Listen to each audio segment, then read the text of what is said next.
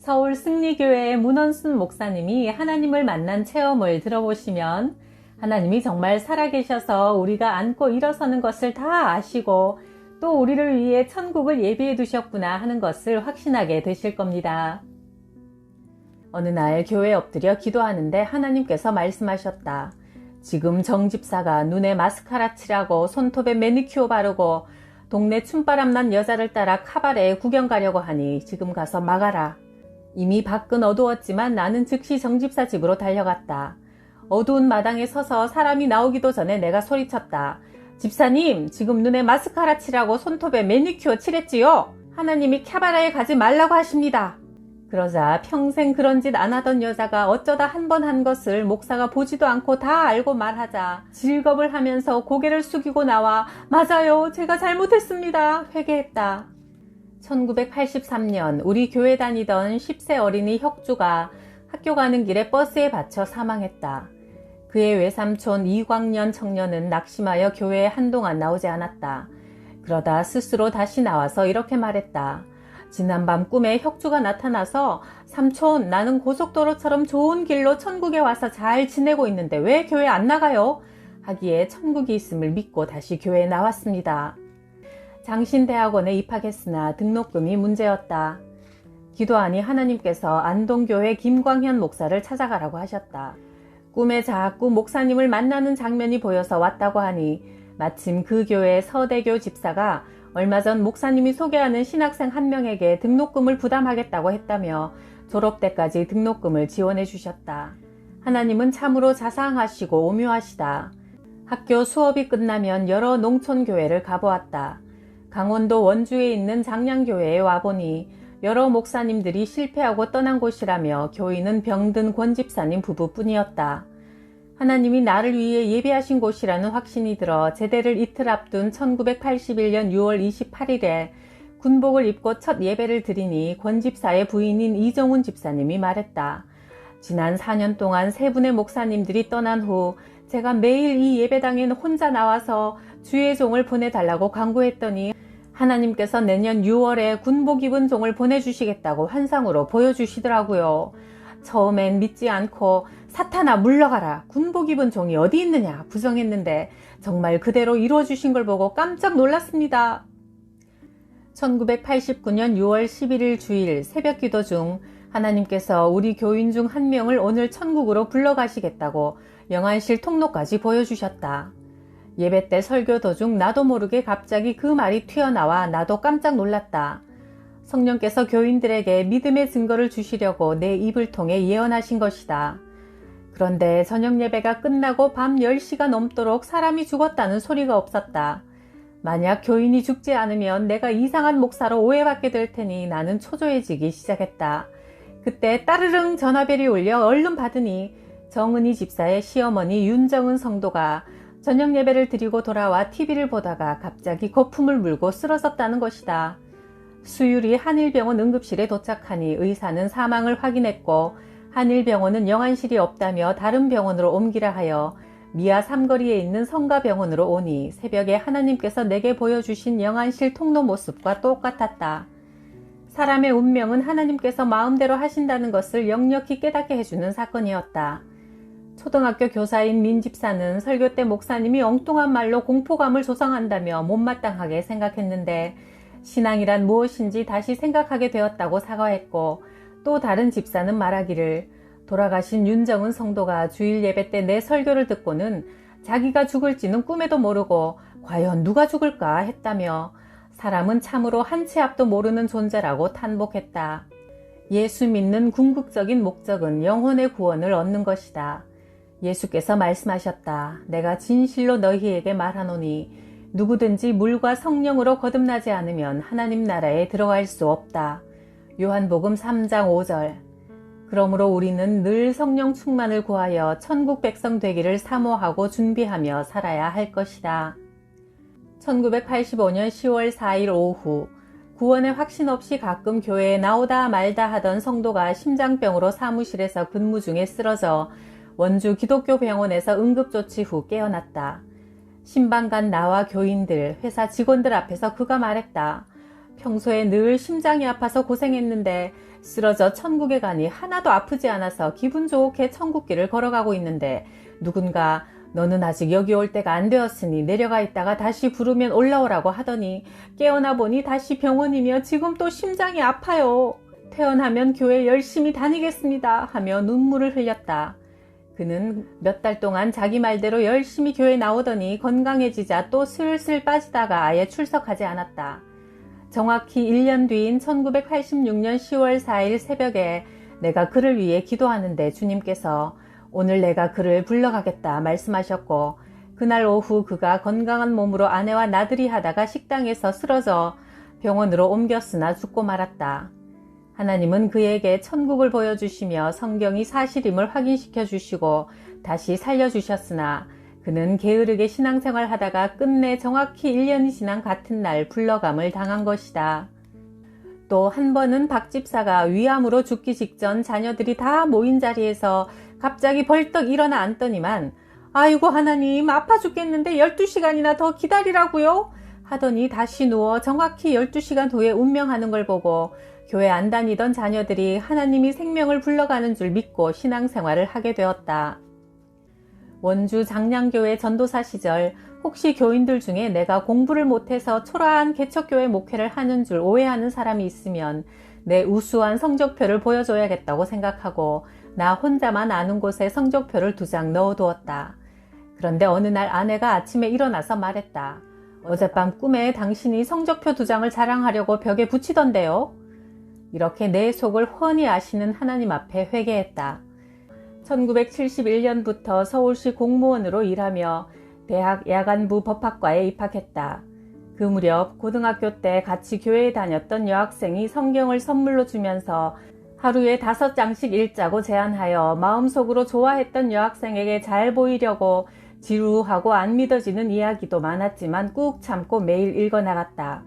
10일쯤 읽었을 때 아버지가 간경화로 얼마 못 사실 거라 하여 고향으로 내려가 아버지께 눈물로 복음을 전하자 아버지가 예수님을 구원자로 영접했고 나는 이튿날 다시 서울로 올라왔다. 보름 후 서울 하숙집에서 꿈에 아버지가 천국 가시는 모습을 보았는데 그날 아버지가 세상을 떠나셨다는 전화가 걸려왔다.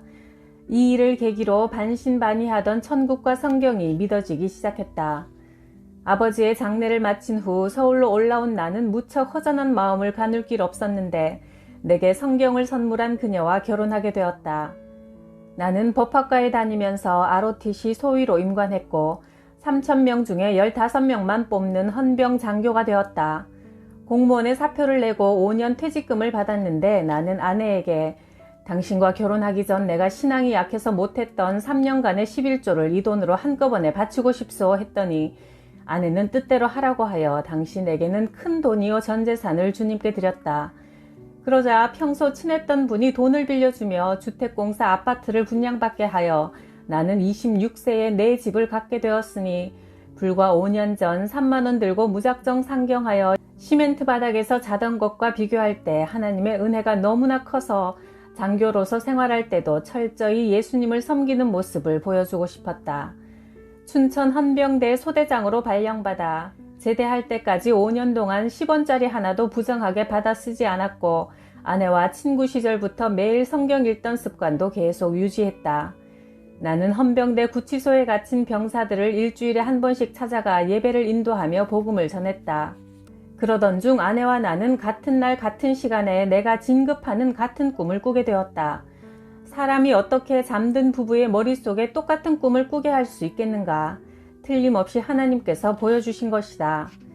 1978년 나는 갑자기 장군 표창을 받고 대위로 진급되었다. 1979년 6월 30일 미국 카터 대통령이 국립묘지를 방문할 때 대통령 차량이 도착하는 현충문 앞에서 큰 소리로 부대 차렷! 대통령 가깝게 대하여 경례! 하고 우렁차게 외치는 임무를 내가 맡게 되었다. 평소 규정상 경호조장은 대통령과 말할 수 없으며 나는 영어를 잘 못했는데 대통령이 돌아가기 위해 차를 타는 순간 하나님께서 강권적으로 내 입을 열어 God bless you 하며 축복의 말을 몇 마디 하게 하셨다. 그런데 이 광경이 한국과 미국 전역의 TV로 중계되고 이튿날 일간지에 보도되었다. 나는 그 신문 기사와 TV 필름을 사진으로 찍어 카터 대통령에게 보냈고 그는 집무실에서 찍은 큰 칼라 사진에 직접 손글씨로 답장을 적어 한국 방문을 성공적으로 마칠 수 있도록 도와주어 감사하다는 내용의 편지를 내게 보내왔고 이는 매우 이례적인 일이라 모든 육군 헌병들이 보는 헌병이란 책자에 소개되었다. 그 덕에 내가 우수한 장교로 알려져 대장은 육군 본부 헌병대에 남아서 함께 일하자고 했다.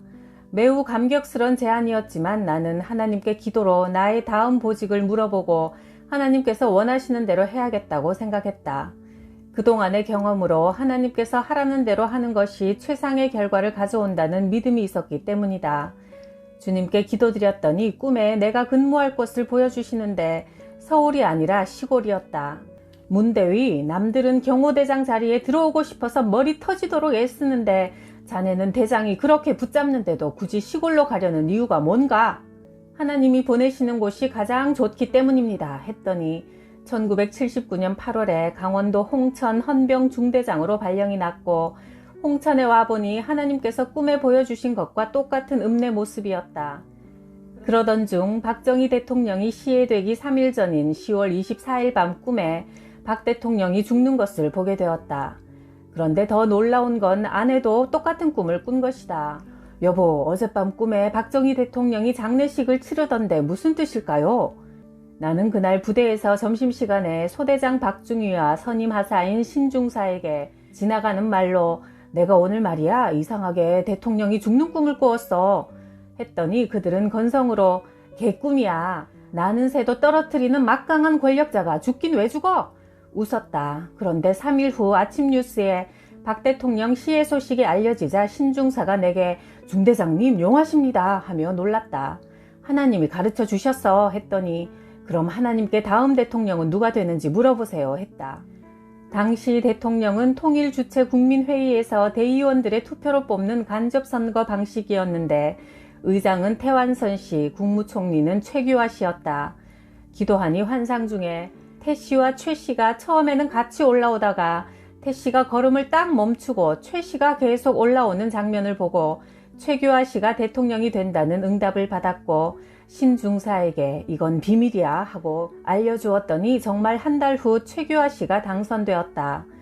또 미국 대통령 선거에서 카터와 레이건이 후보였는데 기도 중 카터를 찍은 사진 필름에 빛이 들어가 모두 못쓰게 되는 장면으로 레이건 후보가 당선되는 것도 보여주셨다. 최규하 대통령의 당선 일주일 후 12.12 사태가 발생했다. 전두환 합동수사본부장이 정승화 참모총장을 연행하러 병력을 육군 참모총장 공관에 진입시키고 총격을 가하여 나 대신 경호대장으로 새로 부임했던 김대위가 실탄 5발을 맞아 대수술 후 간신히 생명을 건진 일이 생겼다.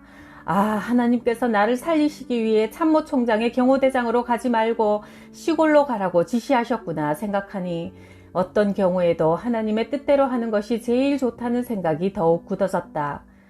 그 후 진지하게 내 장래를 놓고 기도하니 몇 번이나 목사가 되라는 응답을 주셨다. 내 생명을 살려주시고 대통령의 죽음과 당락도 모두 알고 주관하시는 하나님의 말씀을 거역하면 손해가 될 것이라는 두려움과 지금까지 나를 도우신 은혜에 보답하기 위해서라도 신학대학원에 입학할 수밖에 없었다. 그러자 형님이 제일 반대했다.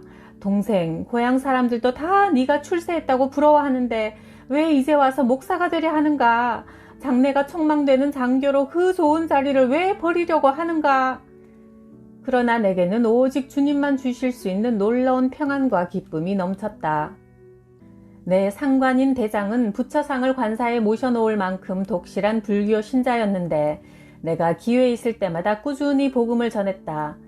드디어 하나님은 1980년 4월 10일 꿈에 그가 카네이션을 달고 교회에 나오는 모습을 보여주셨고 한 달 뒤인 5월 11일 어버이 주일에 그는 정말 아이들이 꽂아주는 카네이션을 가슴에 달고 교회에 처음으로 나왔다. 그 후 서울 승리교회를 개척했을 때도 하도 힘이 들어 아무도 모르게 내 마음속으로 다른 큰 교회 담임 목사로 가볼까 생각했는데 그날 대신방 때 매운탕을 한 숟갈 떠먹고는 생선가시가 목에 깊숙이 박혀 동네 병원에서 국소 마취를 5번이나 하고 3시간을 의사가 수고했지만 못 빼내어 자칫 염증이 뇌로 번지면 전신 마취를 하고 목 수술을 해야 한다고 말했다. 나는 그 말을 듣고 하나님께서 나를 가라고 하시지 않는 한 평생 승리교회에서 일할 테니 가시를 빼달라고 회개하자 거짓말처럼 쉽게 쑥 뽑혀 나왔다. 어린아이를 데리고 오는 성도들의 예배를 위해 잠옷실 지을 돈이 모자랐다. 하나님은 식당 사장인 초신자 김용화 성도에게 꿈으로 지시하셨다. 그가 아침에 일어나 아내에게 말했다. 여보, 어젯밤 꿈에 우리 식당에 화살들이 막 날아오는데 잠옷실이라고 쓰여진 큰 방패가 다 막아주더라. 아내 최집사가 말했다. 당신은 교회 나온 지 몇 주 안 돼서 잘 모르겠지만 잠옷실이라는 건 어린아이를 데리고 온 사람들이 예배드리는 곳인데 목사님이 100만 원 있으면 만들 수 있다고 하셨으니 하나님께서 우리 보고 헌금하라고 그러시나 봐요. 했더니 그럽시다 동의하여 하나님께서 잠옷실 문제를 해결해 주셨다. 하나님은 이렇게 우리를 세밀하게 보살펴 주시는 분이다. 1995년 10월에 미국 시애틀 노회에서 목사 부부 5쌍을 초청했는데 여행사에서 내 쌍은 비자를 받을 수 있지만 나는 은행 통장에 몇백만 원의 잔고도 없어 비자를 받을 수 없다고 했다. 하나님밖에 아무도 나를 도울 분이 없어 기도드리니 17년 전 카터 대통령 방한 시 경호 조장 때 그가 답례로 내게 보낸 편지와 사진을 내일 비자 인터뷰 때 제출하라는 지혜를 주셨다. 그대로 했더니 기적적으로 10년 비자를 받게 되었다. 여행사 직원은 깜짝 놀라며 대한민국 목사로서 첫 번째 신청하여 바로 10년 비자를 받은 경우는 내가 처음이라고 했다. 시애틀에서 일주일간의 세미나를 마치고 내가 카터 대통령을 무작정 만나러 가겠다고 하니 미국인들이 말했다. 그렇게 높고 바쁜 분을 사전 약속도 없이 갑자기 찾아가서는 절대 만날 수 없소. 내가 대답했다. 전능하신 하나님께서 만나게 하시면 할 수 있습니다. 아틀란타에 있는 카터 생가에 가니 경호원이 4일 후 주일에 카터가 교회로 온다고 알려주었고 그리하여 나는 카터 전 대통령을 정말 만나게 되었다. 더 놀라운 것은 내가 한국으로 돌아온 후 그가 나를 오랜만에 다시 만나서 기쁘다는 내용의 편지를 손으로 적어 보내온 것이다. 그러자 한국 총영사관 직원들과 시애틀의 미국인들도 깜짝 놀라며 민간 외교에 기여했다고 축하해 주었다. 나는 2001년 8월 9일 판문점 앞 임진각에서 PPP 십자가 대행진이 열릴 때 카터 부부를 영접하는 위원장이 되어 우리 부부는 카터 부부와 다시 재회하게 되었다. 일개 미국 대통령을 만나는 것도 사람들이 이토록 영광스러워하는데 온 우주 만물의 창조자이시며 전능하고 가장 영화로우신 하나님을 우리가 기도로 늘 만나 함께 대화하며 교제할 수 있으니 이 얼마나 큰 복인가.